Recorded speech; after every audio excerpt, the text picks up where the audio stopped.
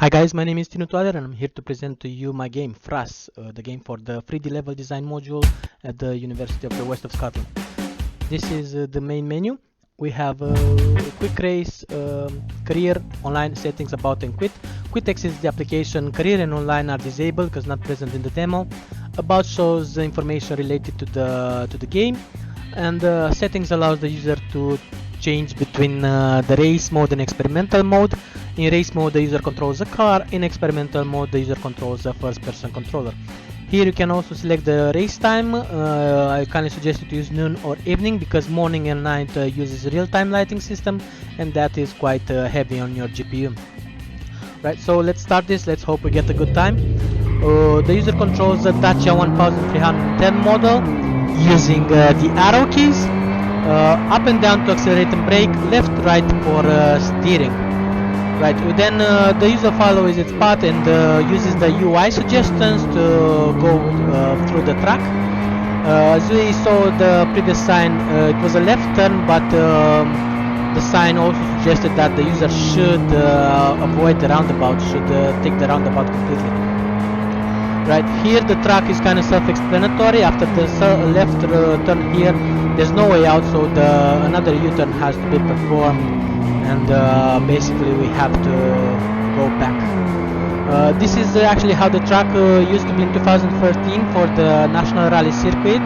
It's actually, the location is in Iasi, and this is one-on-one replica with the real location, with all the buildings, all the traffic lights, all the public lighting system, all the traffic signs. Everything is on par with what you can currently find in Romania, in Iasi, on the Yellow Cliff Street. Right, so we're about to head to the finish line. Let's see what time we get. Quite a bad time, 1 minute 14. You saw 1 minute 14. We have actually a picture captured at the end of the race. A picture is being captured and with the time, and this has been used on Facebook to update the standings between me and other players. So you can see other players posting their times here, and the standings currently show that the best time is a little bit under 1:11. Right, I didn't build the online leaderboard because using Facebook I found that users challenge themselves better, and this app provides more addiction, and it's also more interactive. Right, so let's say now the experimental mode. We'll be controlling first-person controller. Right, so we have the WSD keys to control first-person controller. Use the mouse look and space to jump, shift to walk or run. Right, and here I left this mode so the user can check out the surroundings, can check the collisions and stuff like that. You can see real traffic signs, real public lighting, real buildings, collidable. You can't actually go anywhere.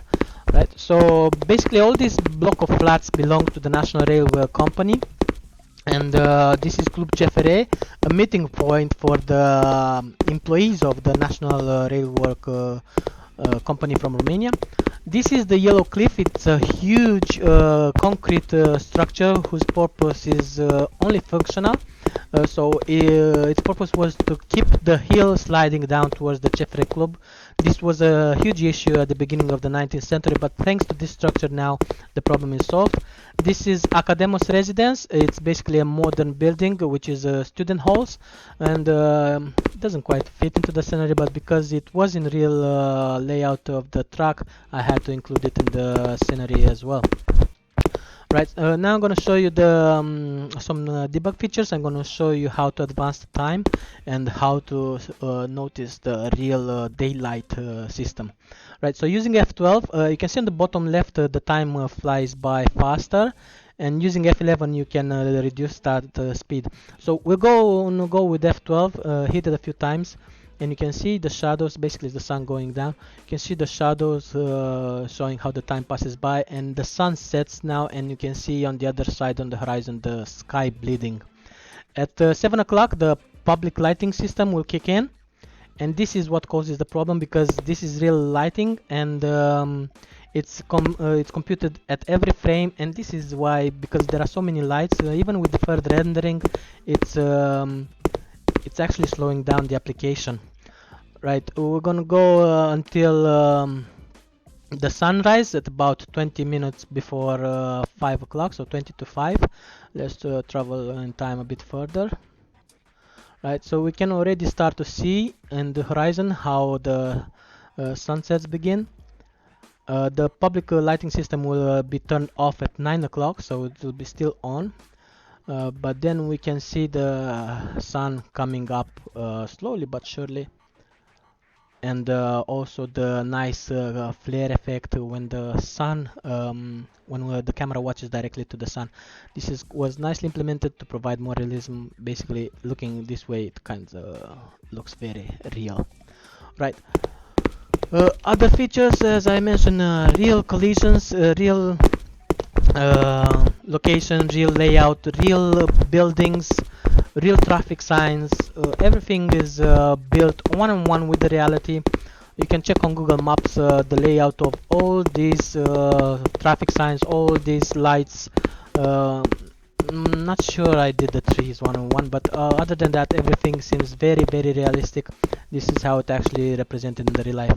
So thanks for watching this. I hope you enjoyed. If you have any feedback, please use the settings form. You add your suggestion by clicking this button.